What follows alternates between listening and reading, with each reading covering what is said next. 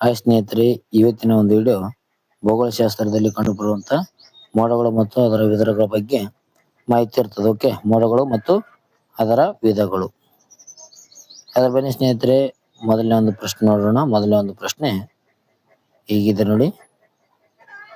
ವಾಯುಮಂಡಲದಲ್ಲಿ ಮೋಡಗಳು ಈ ಕೆಳಗಿನ ಯಾವ ಒಂದು ಪ್ರಕ್ರಿಯೆಯ ಮೂಲಕ ರೂಪುಗೊಳ್ಳುತ್ತವೆ ಅಂತ ಕೊಟ್ಟಿದ್ದಾರೆ. ಈ ಒಂದು ವಾಯುಮಂಡಲದಲ್ಲಿ ಅಟ್ಮಾಸ್ಫಿಯರ್ ನಲ್ಲಿ ಮೋಡಗಳು ಯಾವ ರೀತಿಯ ಪ್ರಕ್ರಿಯೆಯ ಮೂಲಕ ರೂಪುಗೊಳ್ಳುತ್ತವೆ ಅಂತ ಕೊಟ್ಟಿದ್ದಾರೆ ನೋಡ್ರಿ. ಓಕೆ, ಇದಕ್ಕೆ ಸರಿಯಾದ ಉತ್ತರ ನೋಡೋಣ. ಇದಕ್ಕೆ ಸರಿಯಾದ ಉತ್ತರ ಆಪ್ಷನ್ಸ್ ಬಿ ಸರಿಯಾದ ಉತ್ತರ ಆಗಿದೆ ನೋಡಿ. ಘನೀಕರಣದಿಂದ ಉಂಟಾಗುತ್ತವೆ. ಓಕೆ, ಕಾಂಬಿನೇಷನ್ ಮೂಲಕ ಈ ಒಂದು ಮೋಡ ಉಂಟಾಗುತ್ತೆ ಅಂತ ಹೇಳ್ಬೋದು. ಓಕೆ, ನೀರಿನ ಆವಿಯು ಏನಪ್ಪಾ ಅಂತಂದ್ರೆ ಮೇಲಕ್ಕೆ ಹೋಗಿಸಿಂದ ತಣ್ಣಗಾಗಿ ಸಣ್ಣ ನೀರಿನ ಹನಿಗಳಾಗಿ ಅಥವಾ ಮಂಜುಗಳಾಗಿ ಅರಳುಗಳಾಗಿ ಬದಲಾಗುವ ಒಂದು ಪ್ರಕ್ರಿಯೆ ನಾವೇನಂತ ಕರಿತೀವಿ, ಘನೀಕರಣ ಎಂದು ಕರೆಯುತ್ತೇವೆ. ನೀರೇನಾಗುತ್ತಾ ಸೂರ್ಯನ ಬೆಳಕಿಗೆ ಆವಿಯಾಗಿ ಮೇಲುಗಡೆ ಹೋಗಿಸಿಂದ ಅದು ತಣ್ಣಗಾಗಿ ಎಸೆಯಿಂದ ಮಂಜುಗಡ್ಡೆಯಾಗಿ ಅಂದ ಒಂದು ಪ್ರಕ್ರಿಯೆ ಏನಂತ ಕರಿತೀವಿ, ಘನೀಕರಣ ಅಂತ ಕರಿತೀವಿ ನೋಡಿ. ಲಕ್ಷಾಂತರ ಹನಿಗಳು ಸೇರಿ ಮೋಡ ಆಗುತ್ತವೆ ಇದರಿಂದ. ಓಕೆ, ನಾವು ಮೋಡ ನೋಡಿರ್ಬೋದು. ನೆಕ್ಸ್ಟ್ ಪ್ರಶ್ನೆ ಅತಿ ಎತ್ತರದಲ್ಲಿ ಕಂಡು ಬರುವಂತ ಬಿಳಿಯ ಗರಿಗಳಂತೆ ಕಾಣುವಂತ ಮೋಡಗಳು ಯಾವುವು ಅಂತ ಕೊಟ್ಟಿದ್ದಾರೆ. ಅತಿ ಎತ್ತರದಲ್ಲಿರ್ತಾವ, ಜೊತೆಗೆ ಬಿಳಿಯ ಗರಿಗಳಂತೆ ಕಾಣುತ್ತಿರ್ತವೆ. ಇಂತಹ ಮೋಡಗಳು ಯಾವ ಒಂದು ಮೋಡಗಳಂತ ಕೊಟ್ಟಿದ್ದಾರೆ. ಇದಕ್ಕೆ ಸರಿಯಾದ ನೋಡೋದಾದ್ರೆ ಆಪ್ಷನ್ಸ್ ಬಿ ನೋಡಿ, ಸೀರಸ್ ಮೋಡ. ಸೀರಸ್, ಕ್ಯುಮುಲಸ್, ನಿಂಬಸ್ ಅಂತ ಮೋಡಗಳು ವಿಧಗಳು ಬರ್ತವೆ ನೋಡಿ ಸ್ನೇಹಿತರೆ. ಅದರಲ್ಲಿ ಸೀರಸ್ ಮೋಡ ಏನಪ್ಪಾ ಅಂತಂದ್ರೆ ಅತಿ ಎತ್ತರದಲ್ಲಿರ್ತದ, ಬಿಳಿಯ ಗರಿಗಳಂತೆ ಕಾಣುವಂತ ಒಂದು ಮೋಡ ಸೀರಸ್ ಮೋಡ. ಓಕೆ, ಇವೇನಪ್ಪಾ ಅಂತಂದ್ರೆ ಈ ಮೋಡ 20,000 ಅಡಿಗಳಂತೆ ಎತ್ತರದಲ್ಲಿ ರೂಪುಗೊಳ್ತದ. ಜೊತೆಗೆ ಇದು ತೆಳ್ಳಗಾಗಿರ್ತದ, ಬಿಳಿಯ ರೇಷ್ಮೆಯಂತೆ ಜೊತೆಗೆ ಅಕ್ಕಿಯ ಗರಿಗಳಂತೆ ಕಾಣುತ್ತದ. ಇದು ಮಂಜುಗಡ್ಡೆಯಿಂದ ಕೂಡಿರ್ತದ ಅಂತ ಹೇಳ್ಬೋದು ಸೀರಸ್ ಮೋಡ. ಓಕೆ, ಅತಿ ಎತ್ತರದ ಮೋಡ ಆಗಿರುತ್ತೆ ನೋಡ್ರಿ ಸೀರಸ್ ಮೋಡ. ನೆಕ್ಸ್ಟ್ ಪ್ರಶ್ನೆ ಹೋಗೋಣ. ನೆಕ್ಸ್ಟ್ ಪ್ರಶ್ನೆ ಗುಡುಗು, ಸಿಡಿಲು ಮತ್ತು ಭಾರಿ ಮಳೆಯನ್ನು ತರುವ ದೊಡ್ಡ ಆಲಿಕಲ್ಲು ಮೋಡಗಳು ಯಾವುವು ಅಂತ ಕೊಟ್ಟಿದ್ದಾರೆ. ಅಂದ್ರೆ ಗುಡುಗು, ಸಿಡಿಲು ಬರುವಂತ ಆಲಿಕಲ್ಲು ಮೋಡ ಯಾವುವು ಅಂತ ಕೊಟ್ಟಿದ್ದಾರೆ ನೋಡ್ರಿ. ಇದಕ್ಕೆ ಸರಿಯಾದ ಉತ್ತರ ಆಪ್ಷನ್ಸ್ ಬಿ ನೋಡಿ, ಕ್ಯುಮುಲಸ್ ಮೋಡ. ಕ್ಯುಮುಲೋ ನಿಂಬಸ್ ನೋಡಿ. ಕ್ಯುಮುಲೋ ನಿಂಬಸ್ ಅಂತ ಒಂದು ಮೋಡದ ವಿಧಗಳು ಬರ್ತದೆ. ಅದರಲ್ಲಿ ಈ ಒಂದು ಕ್ಯುಮುಲೋ ನಿಂಬಸ್ ಏನಪ್ಪಾ ಅಂತಂದ್ರೆ ಗುಡುಗು, ಸಿಡಿಲು ಜೊತೆಗೆ ಆನೆಕಲ್ಲು ತರುವಂತ ಮೋಡ ಆಗಿದೆ ಪ್ರಮುಖ.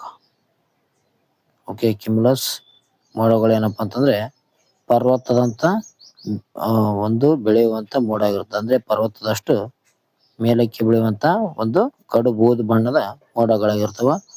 ಇವು ಏನಪ್ಪಾ ಅಂತಂದ್ರೆ ಬಿರುಗಾಳಿ, ಗುಡುಗು, ಸಿಡಿಲು, ಆನೆಕಲ್ಲು ಇಂಥ ಒಂದು ಮಳೆಯನ್ನು ತರುವಂತ ಮೋಡಗಳಾಗಿವೆ ಅಂತ ಹೇಳ್ಬೋದು ಕ್ಯುಮುಲಸ್ ಮೋಡ. ನೆಕ್ಸ್ಟ್ ಪ್ರಶ್ನೆ ಹೋಗೋಣ.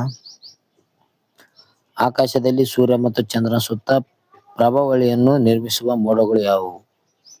ಓಕೆ, ಸೂರ್ಯ ಮತ್ತು ಚಂದ್ರ ನಡುವೆ ಪ್ರಭಾವಳಿಯನ್ನು ನಿರ್ಮಿಸುವ ಮೋಡಗಳು ಯಾವ ಅಂತ ಕೊಟ್ಟಿದ್ದಾರೆ ನೋಡ್ರಿ. ಇದಕ್ಕೆ ಸರಿಯಾದ ಉತ್ತರ ಆಪ್ಷನ್ ಎ ಸಿರೋ ಸ್ಟ್ರೇಟಸ್ ಅಂತ ಹೇಳ್ತೀವಿ ನೋಡ್ರಿ.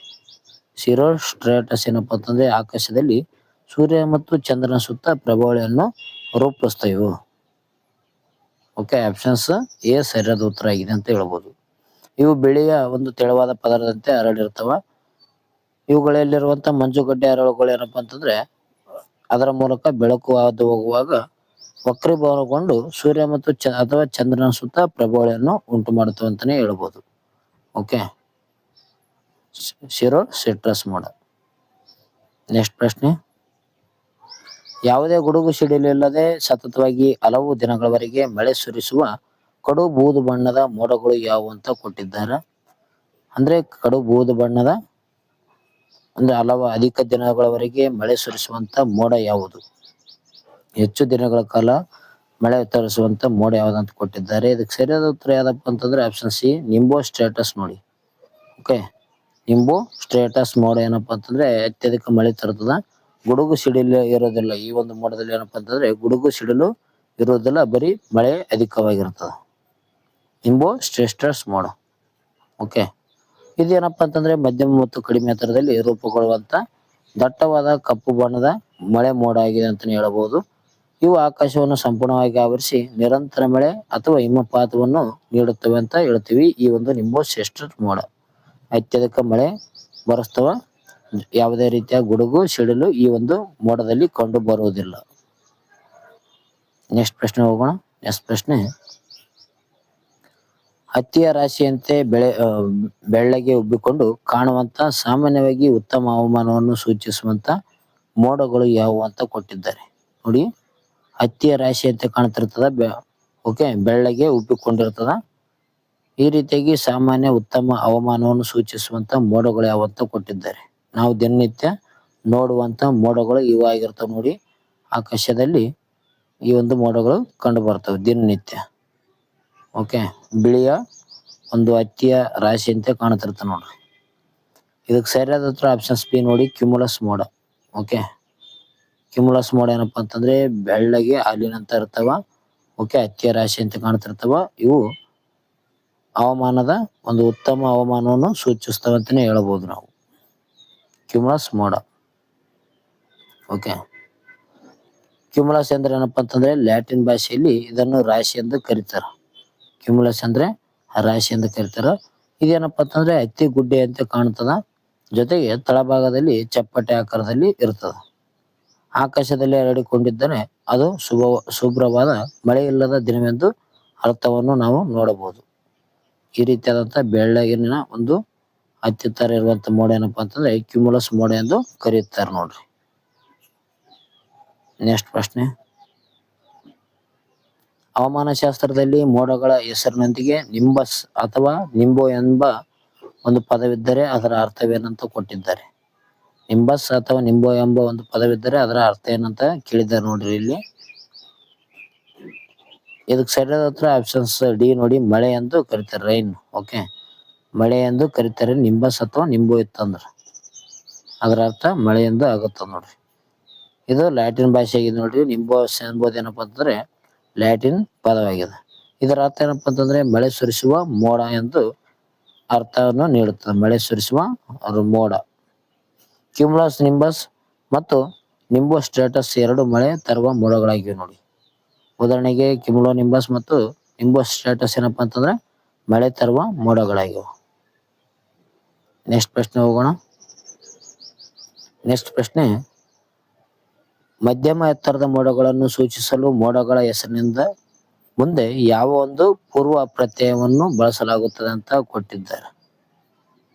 ಓಕೆ, ಮಧ್ಯಮ ಎತ್ತರದ ಮೋಡಗಳನ್ನು ಸೂಚಿಸಲು ಯಾವ ಒಂದು ಮೋಡಗಳ ಹೆಸರು ಮುಂದೆ ಪೂರ್ವ ಪ್ರತ್ಯಯವನ್ನು ಬಳಸುತ್ತಾರೆ ಅಂತ ಕೊಟ್ಟಿದ್ದಾರೆ. ಇದಕ್ಕೆ ಸರಿಯಾದ ಉತ್ತರ ಆಲ್ಟೋ ನೋಡಿ. Okay, option C Alto. Alto ಅಂದ್ರೆ ಏನಪ್ಪಾ ಅಂತಂದ್ರೆ ಮಧ್ಯಮ ಎತ್ತರ ಅಂತ ಕರೀತಾರೆ. ಇದು 6,500ರಿಂದ 20,000 ಅಡಿಗಳವರೆಗೆ ಇರ್ತದೆ ನೋಡ್ರಿ. ಓಕೆ, 6,500ದಿಂದ 20,000 ಅಡಿಗಳವರೆಗೂ ಇರ್ತದೆ. ಉದಾಹರಣೆಗೆ ಇಲ್ಲಿ ಯಾವ್ಯಾವ ಮೋಡಗಳು ಬರ್ತಪ್ಪ ಅಂತಂದ್ರೆ ಆಲ್ಟೋ ಕ್ಯುಮುಲಸ್ ಮೋಡ ಮತ್ತು ಆಲ್ಟೋ ಸ್ಟೇಟಸ್ ಮೋಡ ಇಲ್ಲಿ ಕಂಡು ಬರ್ತಾವ. ಅದೇ ರೀತಿಯಾಗಿ ಶಿರೋ ಏನಪ್ಪಾ ಅಂತಂದ್ರೆ ಅತಿ ಎತ್ತರವನ್ನು ಇದು ಸೂಚಿಸ್ತದೆ ಅಂತ ಹೇಳ್ಬೋದು, ಶಿರೋ ಎಂಬುದು. ನೆಕ್ಸ್ಟ್ ಪ್ರಶ್ನೆ, ಕೃತಕ ಮಳೆ ಸುರಿಸುವ ಮೋಡಗಳ ಮೇಲೆ ಯಾವ ರಾಸಾಯನಿಕವನ್ನು ಹೆಚ್ಚಾಗಿ ಸಿಂಪಡಿಸಲಾಗುತ್ತದೆ ಅಂತ ಕೊಟ್ಟಿದ್ದಾರೆ. ಇಂಪಾರ್ಟೆಂಟ್ ಆದಂತ ಪ್ರಶ್ನೆ ಅಂತ ಹೇಳ್ಬೋದು. ಇದು ಅತಿ ಹೆಚ್ಚು ಬಾರಿ ರಿಪೀಟೆಡ್ ಆದಂತ ಪ್ರಶ್ನೆ. ಓಕೆ, ಕೃತಕ ಮಳೆಯನ್ನು ಸುರಿಸಲು ಯಾವ ಒಂದು ರಾಸಾಯನಿಕವನ್ನು ಸಿಂಪಡಿಸಲಾಗುತ್ತೆ ಅಂತ ಕೊಟ್ಟಿದ್ದಾರೆ. ಇದಕ್ಕೆ ಸರಿಯಾದ ಉತ್ತರ ಕಮೆಂಟ್ ಮೂಲಕ ನೀವು ತಿಳಿಸ್ಬೇಕು. ಓಕೆ, ಕಮೆಂಟ್ ಮೂಲಕ ತಿಳಿಸಿ. ಯಾಕಪ್ಪ ಅಂತಂದ್ರೆ ಅತಿ ಹೆಚ್ಚು ಬಾರಿ ಈ ಒಂದು ಪ್ರಶ್ನೆಯನ್ನು ಕೇಳಿದ್ದಾರೆ, ಅದಕ್ಕಾಗಿ ನೀವು ಕಮೆಂಟ್ ಮೂಲಕ ಈ ಒಂದು ಉತ್ತರವನ್ನು ತಿಳಿಸಿ. ನೆಕ್ಸ್ಟ್ ಪ್ರಶ್ನೆ ಹೋಗೋಣ. ನೆಕ್ಸ್ಟ್ ಪ್ರಶ್ನೆ ಬಂತು ನೋಡಿ ಸ್ನೇಹಿತರೆ. ನೆಕ್ಸ್ಟ್ ಪ್ರಶ್ನೆ ಇದೆ. ಓಕೆ, ನೆಕ್ಸ್ಟ್ ಪ್ರಶ್ನೆ, ಹವಾಮಾನ ಶಾಸ್ತ್ರದಲ್ಲಿ ಆಕಾಶದಲ್ಲಿರುವಂತ ಮೋಡಗಳ ವ್ಯಾಪ್ತಿಯನ್ನು ಅಳೆಯಲು ಬಳಸುವಂತ ಘಟಕ ಯಾವುದಂತ ಕೊಟ್ಟಿದ್ದಾರೆ. ಓಕೆ, ಯೂನಿಟ್ ಯಾವುದು? ಮೋಡಗಳ ವ್ಯಾಪ್ತಿಯನ್ನು ಅಳೆಯಲು ಬಳಸುವಂತ ಯೂನಿಟ್ ಯಾವುದಂತ ಕೊಟ್ಟಿದ್ದಾರೆ. ಇದಕ್ಕೆ ಸರಿಯಾದ ಉತ್ತರ ಆಪ್ಷನ್ ಸಿ ಡಿ ನೋಡಿ, ಓಕ್ಟಾ. ಓಕ್ಟಾ ಸರಿಯಾದ ಉತ್ತರ ಆಗಿದೆ ನೋಡಿ. ಓಕೆ, ಆಕಾಶದಲ್ಲಿ 8 ಸಮಾನ ಭಾಗಗಳಾಗಿ ವಿಂಗಡಿಸಲಾಗಿದೆ ಅಂತ ಹೇಳ್ತೀವಿ. ಓಕೆ, 8 ರೀತಿಯ ಒಂದು ವಿಂಗಡಣೆ ಮಾಡಿದ್ದಾರೆ. ಅದರಲ್ಲಿ ಎಷ್ಟು ಭಾಗ ಮೋಡದಿಂದ ಕೂಡಿದೆ ಎಂದು ಲೆಕ್ಕ ಹಾಕಲಾಗುತ್ತದೆ. 0 ಓಕ್ಟಾ ಅಂದ್ರೆ ಏನಪ್ಪಾ ಅಂತಂದ್ರೆ ಸಂಪೂರ್ಣ ಶುಭ್ರ ಆಕಾಶ ಅಂತ ಕರೀತಾರ. 8 ಒಕ್ಟ ಇದ್ದರೆ ಪೂರ್ಣ ಮೋಡ ಕವಿದ ಆಕಾಶ ಅಂತ ಕರೀತಾರೆ. ಓಕೆ, 0 ಒಕ್ಟ ಅಂದ್ರೆ ಏನಪ್ಪ ಅಂತಂದ್ರೆ ಶುಭ್ರವಾದಂತ ದಿನ ಆಗಿರ್ತದ. 8 ಒಕ್ಟ ಇತ್ತಪ್ಪ ಅಂತಂದ್ರೆ ಅದು ಅತಿ ಹೆಚ್ಚು ಮೋಡದ ಭರಿತ ಆಕಾಶ ಆಗಿರುತ್ತೆ ಅಂತ ನಾವು ಹೇಳ್ತೀವಿ. ನೆಕ್ಸ್ಟ್ ಪ್ರಶ್ನೆ, ಚಳಿಗಾಲದಲ್ಲಿ ಭೂಮಿಯ ಮೇಲ್ಮೈಗೆ ತೀರಾ ಹತ್ತಿರದಲ್ಲಿ ರೂಪುಗೊಳ್ಳುವಂತ ಮೋಡದ ಒಂದು ರೂಪ ಯಾವುದಂತ ಕೊಟ್ಟಿದ್ದಾರೆ. ಮೋಡದ ಒಂದು ರೂಪ ಯಾವುದು ಈ ಒಂದು ಚಳಿಗಾಲದಲ್ಲಿ ಭೂಮಿ ಮೇಲೆ ಕಂಡು ಬರ್ತದೆ? ಇದಕ್ಕೆ ಸರಿಯಾದ ಉತ್ತರ ಆಪ್ಷನ್ಸ್ ಸಿ ನೋಡಿ, ಮಂಜು, ಫಾಗ್ ಅಂತ ಕರಿತೀವಿ ನಾವು. ಚಳಿಗಾಲದಲ್ಲಿ ಏನಪ್ಪಾ ಅಂತಂದ್ರೆ ಮಂಜು ಕಂಡು ಬರ್ತದಂತ ನಾವು ಹೇಳ್ಬೋದು. ಓಕೆ, ಮಂಜು ಅಂದ್ರೆ ಏನಪ್ಪಾ ಅಂತಂದ್ರೆ ವಾಸ್ತವವಾಗಿ ಭೂಮಿಯ ಮೇಲ್ಮೈಗೆ ತಾಗಿದಂತೆ ರೂಪುಗೊಳ್ಳುವಂತ ಸೆಟ್ರಸ್ ಮೋಡ ಆಗಿದೆ. ಓಕೆ, ಸೆಟ್ರಸ್ ಮೋಡದ ಒಂದು ಪ್ರಕಾರ ಅಂತ ಹೇಳ್ತೀವಿ ಈ ಒಂದು ಮಂಜು.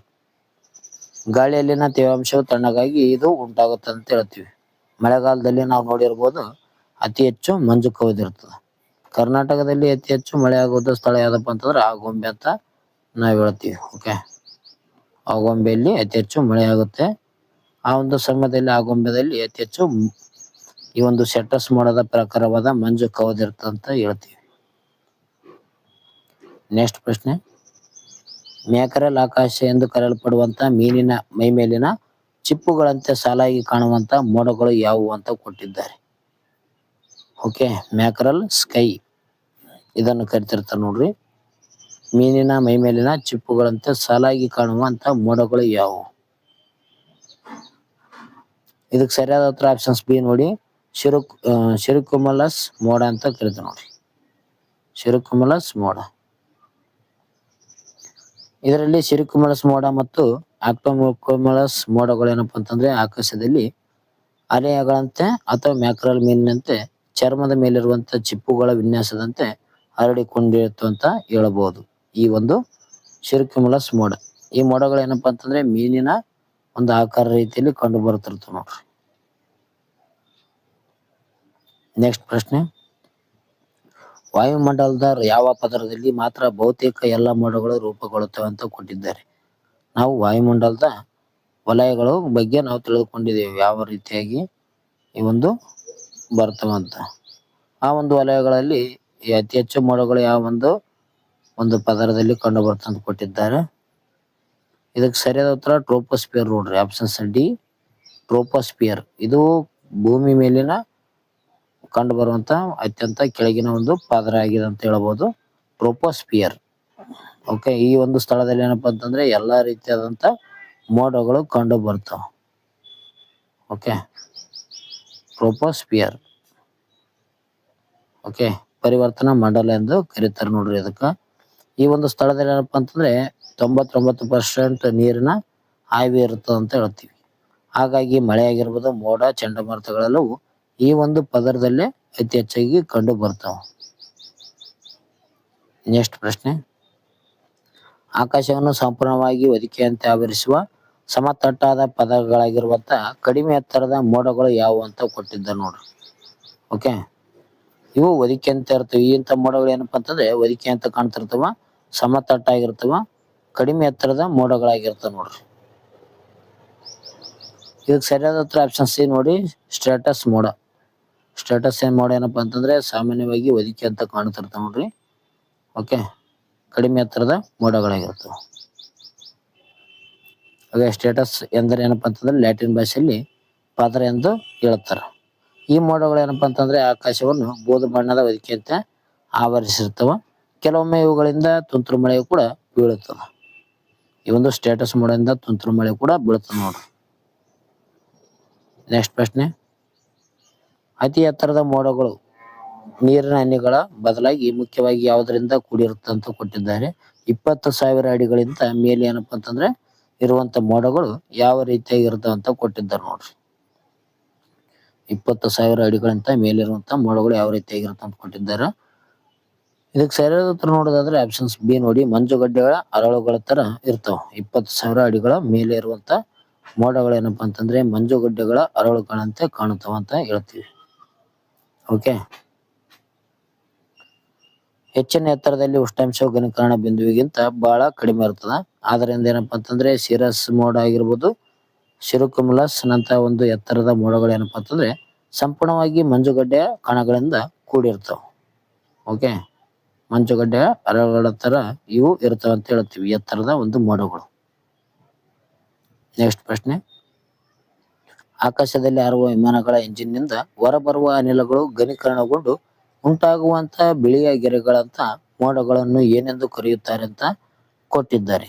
ನೋಡಿ ಸ್ನೇಹಿತರೆ, ಈ ಪ್ರಶ್ನೆ ಬಹಳ ಪ್ರಮುಖವಾಗಿದೆ. ಯಾವ ರೀತಿಯಾಗಿದೆಪ್ಪ ಅಂತಂದ್ರೆ ನಾವು ನೋಡಿರ್ಬೋದು, ಆಕಾಶದಲ್ಲಿ ವಿಮಾನ ಹೋದಂತ ಒಂದು ಸಂದರ್ಭದಲ್ಲಿ ಏನಾಗಿರುತ್ತೆ, ಅದರ ಹಿಂದೆ ಆ ಮೋಡಗಳು ಕವಿದಿರ್ತವೆ ಅಂತ ಹೇಳ್ತೀವಿ. ನಾವು ಆ ಸಂದರ್ಭದಲ್ಲಿ ಏನ್ ಹೇಳ್ತೀವಿ, ರಾಕೆಟ್ ಹೋಗಿದೆ ಅಂತ ಹೇಳ್ತಾರೆ ಚಿಕ್ಕ ಮಕ್ಕಳು. ಓಕೆ, ಅದು ಏನಪ್ಪಾ ಅಂತಂದ್ರೆ ಅದು ವಿಮಾನ ಕೂಡ ಆಗಿರ್ತದೆ ಅಂತ ಹೇಳ್ಬೋದು.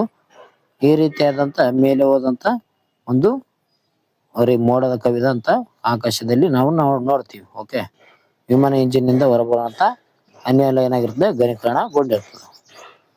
ಇಂಥ ಮೋಡಗಳು ಏನಂತ ಕರೀತಾರಪ್ಪ ಅಂತಂದ್ರೆ ಕಾಂಟ್ರಲ್ಸ್ ಮೋಡಗಳೆಂದು ಕರೆಯುತ್ತಾರೆ. ಆಪ್ಷನ್ಸ್ ಬಿ ಸರಿಯಾದ ಉತ್ತರ ಇದೆ ನೋಡಿ, ಕಾಂಟ್ರಲ್ಸ್ ಮೋಡಗಳು.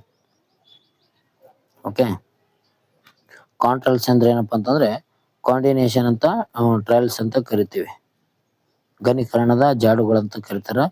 ವಿಮಾನದ ಎಕ್ಸಾಸ್ಟ್ ನಿಂದ ಹೊರಬರುವಂತ ಬಿಸಿ ನೀರಿನ ಆವಿ ಏನಾಗಿರುತ್ತೆ ಅಂದ್ರೆ ಎತ್ತರದ ತಂಪಾದ ಗಾಳಿಗೆ ಸೇರಿ ತಕ್ಷಣ ಘನೀಕರಣಗೊಂಡು ಗೇಶಿಂದ ಇಂಥ ಒಂದು ರೇಖೆಯನ್ನು ಉಂಟು ಮಾಡುತ್ತವೆ. ಓಕೆ, ಈ ರೀತಿಯಾಗಿ ರೇಖೆಯನ್ನು ಉಂಟು ಮಾಡಿ ಗೇಶಿಂದ ಮೋಡಗಳು ಸೃಷ್ಟಿ ಆಗುತ್ತೆ ಅಂತ ಹೇಳ್ಬೋದು.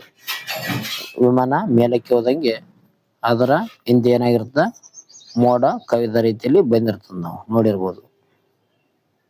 ಇದಕ್ಕೇನಂತ ಕರೀತಾರೆ, ಕಾಂಟ್ರಲ್ಸ್ ಅಂತ ಕರೀತಾರೆ ನೋಡ್ರಿ. ನೆಕ್ಸ್ಟ್ ಪ್ರಶ್ನೆ, ಬಲವಾದ ಗಾಳಿಯು ಪರ್ವತವನ್ನು ಏರಿದಾಗ ಪರ್ವತಗಳ ಶಿಖರದ ಮೇಲೆ ಲೆನ್ಸ್ ಹಾರುವ ತಟ್ಟೆ ಅಥವಾ ಟೋಪಿಯಂತೆ ಕಾಣುವಂತ ಮೋಡಗಳು ಯಾವುವು ಅಂತ ಕೊಟ್ಟಿದ್ದಾರೆ. ಓಕೆ, ಪರ್ವತಗಳ ಶಿಖರದ ಮೇಲೆ ಲೆನ್ಸ್ ಹಾರುವಂತ ತಟ್ಟೆ ಅಥವಾ ಟೋಪಿಯಂತೆ ಕಾಣುವಂತ ಮೋಡಗಳು ಯಾವುವು ಅಂತ ಕೊಟ್ಟಿದ್ದಾರೆ. ಇದಕ್ಕೆ ಸರಿಯಾದ ಉತ್ತರ ಆಪ್ಷನ್ಸ್ ಬಿ ನೋಡಿ, ಲೆಂಟಿಕ್ಯುಲರ್ ಮೋಡಗಳಂತ ನಾವು ಕರಿತೀವಿ. ಇವು ಏನಪ್ಪಾ ಅಂತಂದ್ರೆ ಟೋಪಿಗಳ ರೀತಿಯಲ್ಲಿ ಕಂಡು ಬರುತ್ತವೆ. ಹೂಕೋಸಿನ ಮೋಡಗಳು ಕೂಡ ಅಂತ ಕೂಡ ಕರಿತಾರೆ ನೋಡಿ, ಲೆಂಟಿಕ್ಯುಲರ್. ಓಕೆ, ಗಾಳಿಯು ಪರ್ವತಗಳಿಗೆ ಅಪ್ಪಳಿಸಿ ಮೇಲಕ್ಕೆ ಚಿಮ್ಮಿದಾಗ ಏನಪ್ಪಾ ಅಂತಂದ್ರೆ ಈ ಒಂದು ಆಕಾರದ ಮೋಡಗಳು ರೂಪುಗೊಳ್ಳುತ್ತವೆ. ಯಾವುದು, ಲೆಂಟಿಕ್ಯುಲರ್ ಮೋಡಗಳು. ಇವೇನಪ್ಪಾ ಅಂತಂದ್ರೆ ಹಾರುವ ತಟ್ಟೆಗಳಂತೆ ಕಾಣುವುದರಿಂದ ಅನೇಕ ಬಾರಿ ಜನರು ಇದನ್ನು ಗೊಂದಲಕ್ಕೀಡು ಮಾಡುತ್ತದೆ ಅಂತ ಹೇಳಬಹುದು. ಟೊಪ್ಪಿಯ ರೀತಿಯಲ್ಲಿ ಕಾಣುತ್ತಿರುತ್ತೆ ನೋಡ್ರಿ. ಈ ರೀತಿಯಾದಂತ ಮೋಡ ಏನಪ್ಪಾ ಅಂತಂದ್ರೆ ಲೆಂಟಿಕ್ಯುಲರ್ ಮೋಡ ಎಂದು ಕರೆಯುತ್ತಾರೆ. ನೆಕ್ಸ್ಟ್ ಪ್ರಶ್ನೆ, ಕೆಳಗಿನವುಗಳಲ್ಲಿ ಯಾವುದು ಲಂಬವಾಗಿ ಬೆಳೆಯುವಂತ ಮೋಡವಾಗಿದೆ ಅಂತ ಕೊಟ್ಟಿದ್ದಾರೆ. ಲಂಬವಾಗಿ ಬೆಳೆಯುವಂತ ಮೋಡ ಯಾವುದು ಅಂದ್ರೆ ಅತಿ ಉದ್ದವಾಗಿರುವಂತ ಮೋಡ ಯಾವುದು ಅಂತ ಕೊಟ್ಟಿದ್ದಾರೆ ನೋಡ್ರಿ.